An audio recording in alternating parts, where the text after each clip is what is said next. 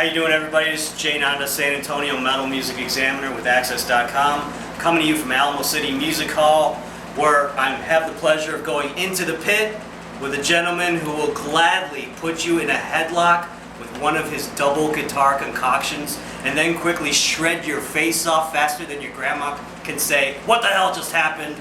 Mr. MAB himself, Angelo Batio. How are you, sir? Good, I feel good. Good to see you. You too. From one original Chicagoan to another, welcome to San Antonio. Oh, thanks. It's great. You're going to be playing live tonight here at Alamo City Music Hall. That's right. Along with Immortal Guardian from Austin and a couple of other bands. Mm-hmm. But let's rewind a little bit.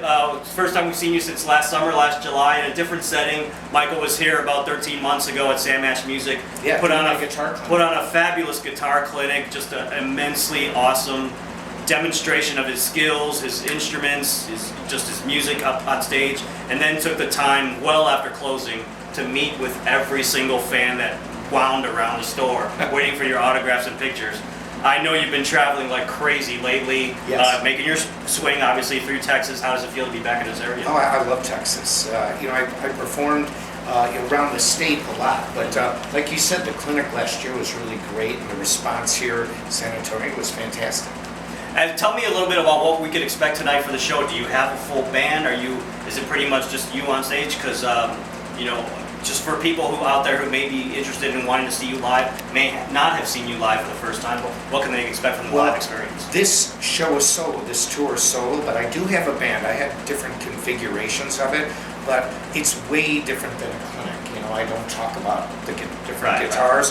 We have multimedia video screens, so some of the songs I play, we have videos. For example, the song "No Boundaries." It's online with me playing it. Way back when I wrote it. Okay. So when I start to play the song, the image of me, my younger self, comes up, and it's a really good concert. Even though it's solo, when people see it, when you see the screens, it adds a whole new dimension. The way I talk is different. I get to play a lot more music than at a clinic. So even though it is solo, if I brought my band, I would really play the same songs anyway. But it is a real band on the tracks. I mean, it's a real drummer, real bass player. But this tour is solo, and I just love every second of it. Whether I play by myself, whether I have my three-piece band, four-piece band, I just love to perform. Well, Michael released CD back in April 4 months ago via Rat Pack Records.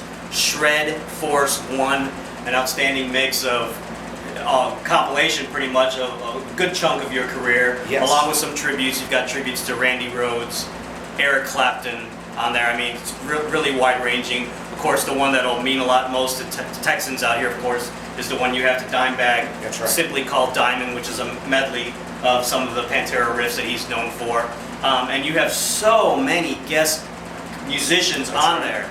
Everybody from, you've got some vocalist material on there. You've got Todd LaTorre from Queensryche singing a couple of songs. The Rush cover, What You're Doing, for instance. Yes. Just talk a little bit about, you've got George Lynch, who's going to be in town next Sunday. You've got Mark Tremonti from Alter Bridge, who's going to be here at this venue in October. So many musicians. Just Michael Wilton. Yeah, I mean, the list goes on. Talk about your line of thinking as far as who you wanted to bring in, how you wanted them to contribute. Well, I know everybody, and the criteria for getting the guest artists, I had to like what they do. That comes first. But like you said, George Lynch. We even have Chris Poland, the original. Right. He sells. Megadeth era. Jeff Loomis that plays with Arch Enemy. Rusty Cooley. A Texan, from Houston, and the list goes on and on. And a new guitarist, she's a fusion player named Guthrie Govan, who's making a lot of waves in the guitar circle. So what I wanted to do is I wanted to get a good mix of like classic artists, like Queensryche people, and even Metal Church. Even Metal Church drummer from TSO is on there. Bobby Rock, my drummer from Nitro. Rudy Sarzo on bass. It just goes on and on. But everybody had a reason for doing it, and it was really fun to do. We did my version of Burn by Deep Purple, so we had Todd LaTorre, Queensryche singer, sing it.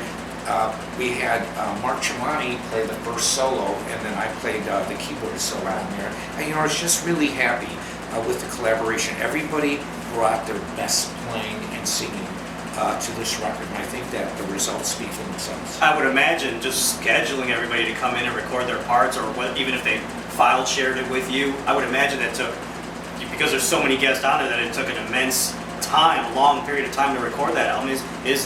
Was it just a time-staking experience? What I found, what made it actually easy, we probably couldn't have done this, 10 or 15 years ago, but everybody has their own studio. So, for example, George Lynch was recording that KXM album with the King's ex-bassist and Ray Lucier from Korn. So he was in the studio. So his engineer said, cool. In fact, he was recording, we just happened to get him in the studio. And he said, yeah, he can do it. But his engineer sent one solo with 6 different mics. And I mean, really, really intense tracks. And then we just uploaded them. We have a Dropbox account, or they can use, other methods. They recorded it at their studio, and then we just downloaded the files. But that's really with everybody. And so it made it easy because, in fact, Guthrie Govan told me, he said he will only record if he likes the song. So I sent him the solo. He said, the solo section, he said, well, I want to hear the whole song. So I sent him the song.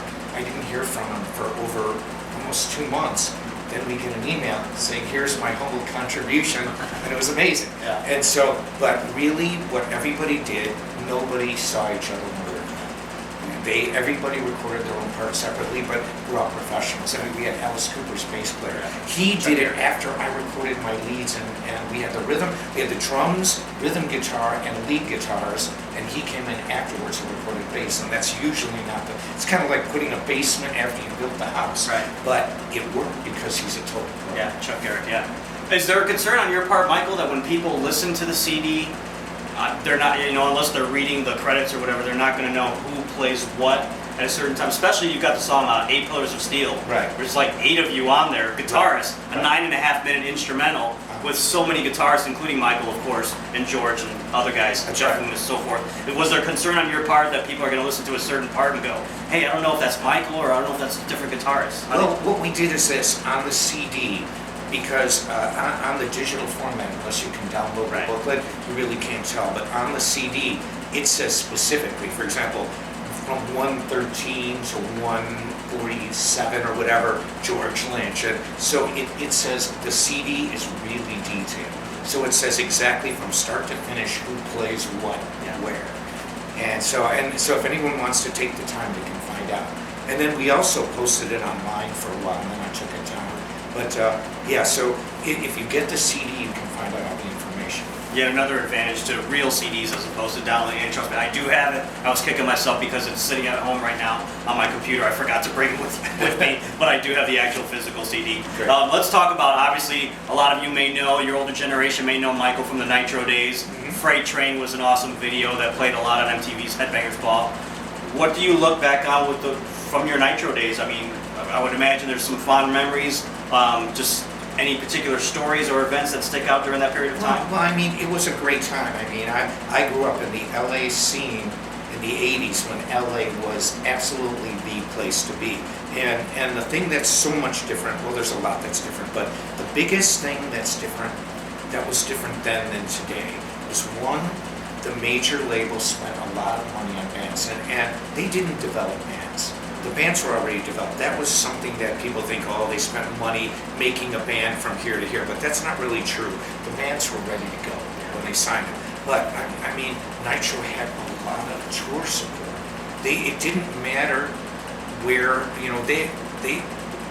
we would come here, we would bring a tour bus, a 24-foot truck, we had full production. I mean, and they paid for it because they knew record sales. We sold a lot of albums. And the other thing that was so different back then was because MTV wasn't around, it was around, it was the only way you could see bands. The best bands were on MTV. And there was no internet, so I remember moving from Chicago to LA, I looked like I should be selling Geico insurance. All of a sudden, 1 year living in LA, tats, earrings, jet black hair. I came back to Chicago to visit my parents. I looked like an alien. And so they're like, what are you, from another planet, man? And so we looked and played so much differently in LA. The scene, it was just the best of the best there. Right. Today, it's totally different. Bands have YouTube. Everybody can see what everybody else is doing. So you don't even need to live in California. Mark Tremonti's a great example. Where did he grow up in? The Orlando, right? So there's a lot of bands everywhere. Yeah. And that's what I think is cool. That video was my first exposure, and I'm sure a lot of people's exposure to the double guitar and the quad guitar. That's right. Obviously, you spoke at the clinic last summer talking about how much you wanted to be different than everybody else out there. That's the main reason you made those inventions. First, I want to know if you've ever had trouble getting those things through customs everywhere, but also just talk about how innovative that has been from your perspective, the reaction you've gotten over the years from fans and musicians alike, just going, wow, this is something we've never seen before. And of course, Michael's known as the fastest, or if not one of the fastest guitarists on the planet. So you've got the shredding skills. I would imagine you're ambidextrous because you can play with both hands. Right. So just all the whole line of thinking. Can you talk about just what inspired you the most to make those instruments? Well, here's what happens. When I was younger, I'm left-handed, so I invented that over-under jiving too. There were people playing over the neck of a guitar, but no one was flying back and forth like me. And so when I developed that, I realized having one guitar, somebody else could copy me and do it and get it out there.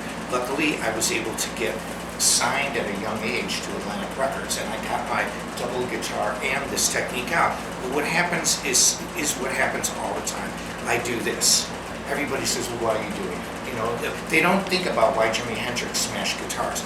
And then they saw my double guitar and they said, well, why are you doing this? You know, well, it doesn't make any sense. Critics. All of a sudden, it took over 20 years for people to pick up on what I did. Just this over-under. Ask people like Herman Lee or Trivium, the guys from Trivium. Tom Morello was my student. Even Yngwie does the over-under now. It took decades for people to pick up on what I was doing. And that's kind of cool. But now the things that the critics said, why are you doing, are my over-unders become a standard rock move for younger guitars. My double guitar, people at first, I'll always a critic. And then Steve Vai does a version of it and gives me credit.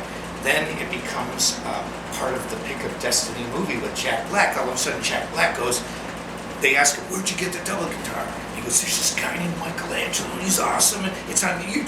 And he plays 2 guitars, and he plays 4 guitars. So all of a sudden, I have people now, really famous people, then I'm in commercials. Yeah. Then other people are using my guitar. So this is what happened. And because I believed in it, and I didn't care what people said. If I have to believe in it. And it doesn't mean that I don't listen to other people, but I strongly believe I was doing things that were really different and that would stand the test of time. I didn't think of it like that, but I said, I like this.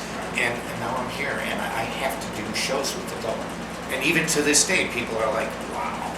Yeah. And I tried to be really good at it. I wanted to do things, for example, Jimi Hendrix smashing a guitar. Well, okay, he was probably the first to do it, him and Peter Townsend. But it doesn't take a lot of talent to smash a guitar. Anybody can whip out lighter fluid and torch a guitar or burn it and smash it. But it took talent to do this, and it took talent to play a double.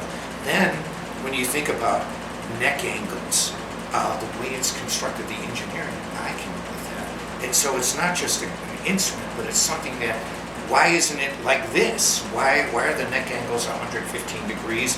How are they put together? It's all this engineering that people don't think about, but I try to make it look easy. Steve Vai had mine to look at. Right. When Herman Lee does the over-under, he even told me, my Speed Kills video, he said he's made a career out of stealing my stuff.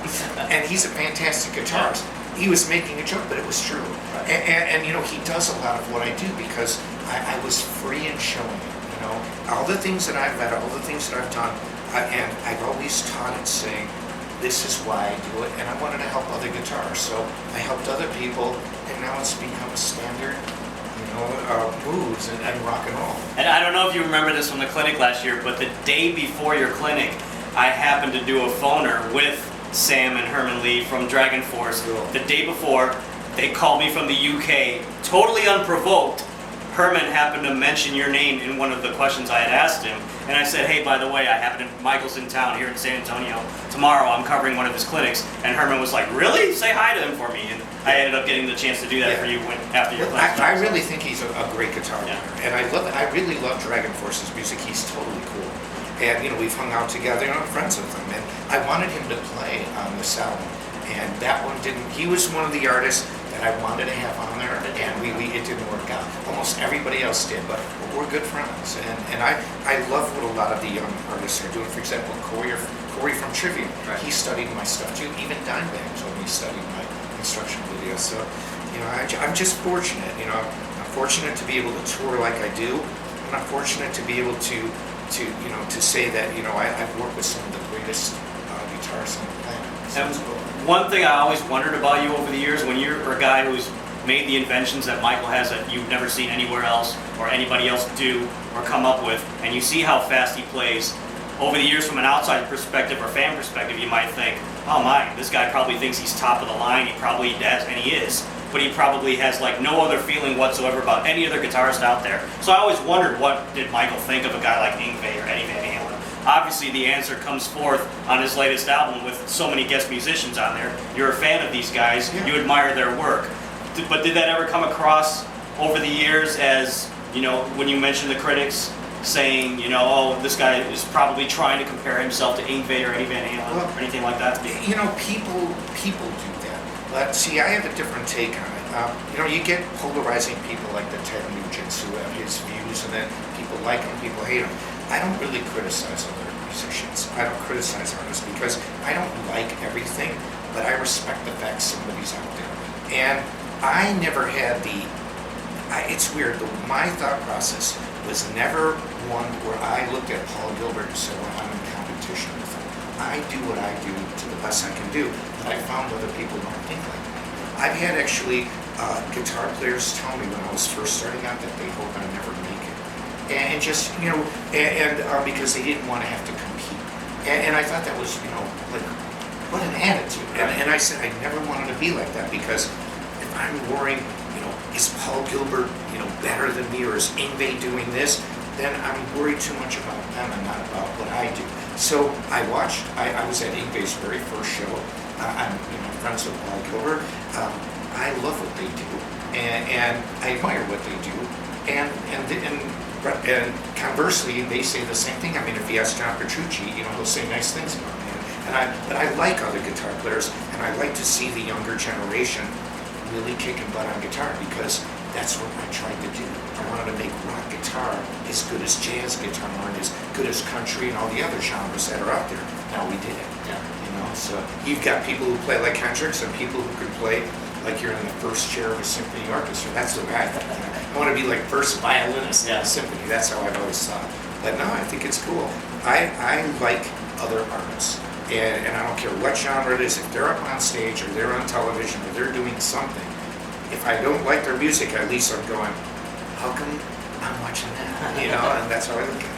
And you touched on Dimebag a couple of times, and we've already mentioned the Diamond tribute on the latest album. Do you have a favorite Dimebag story you can share with the folks out there? I'm going to actually say it live, but when I met Dime, I was in Florida recording, and my guitar tech had given me a cassette of Pantera. And I went, what's a Pantera? I'd never heard of it before.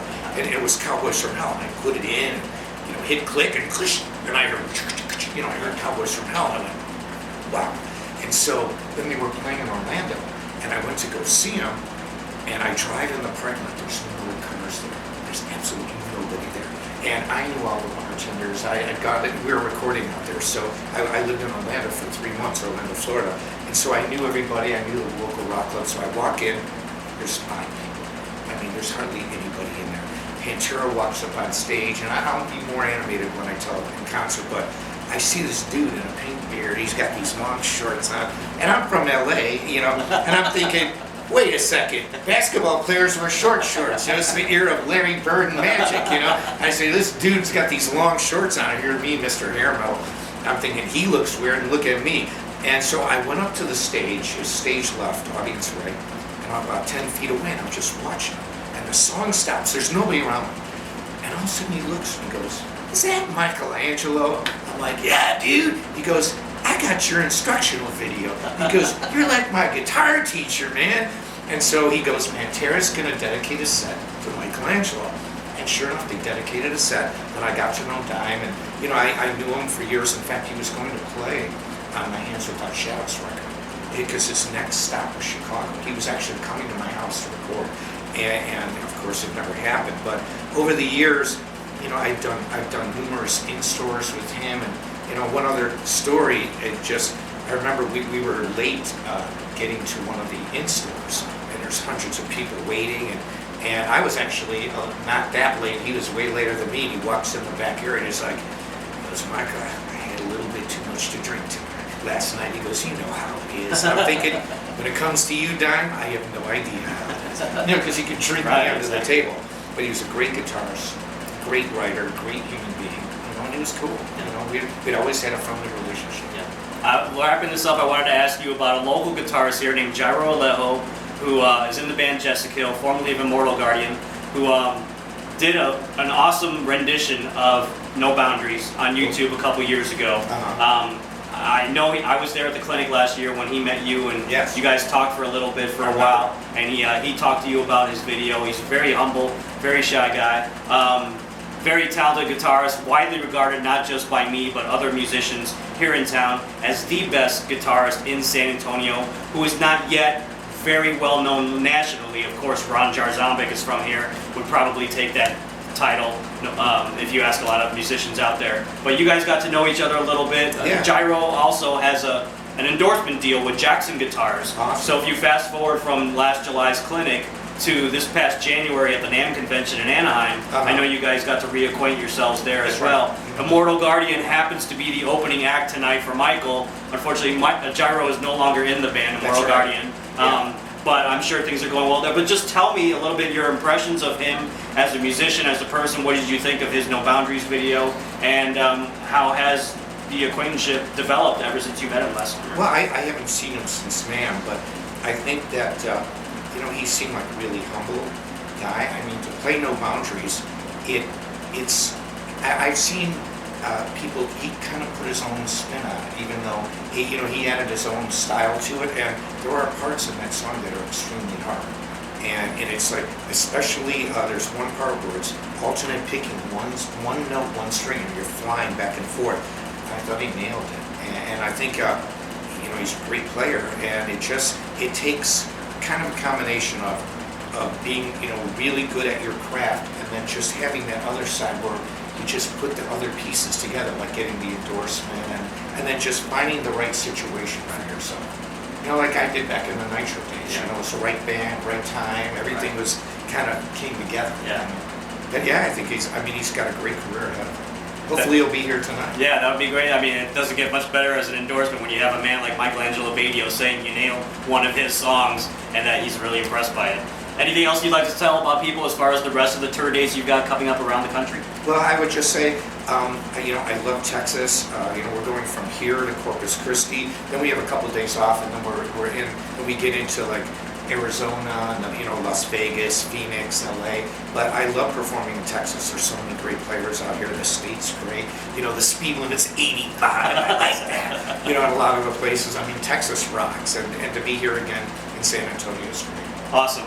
Shred Force 1, go pick up Michael's latest CD that came out in April on Rat Pack Records. Go check him out on tour.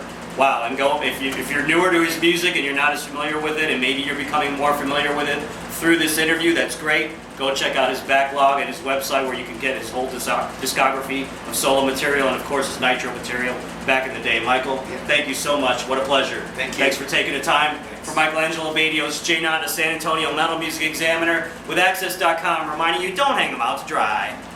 Hold them up high. Yes.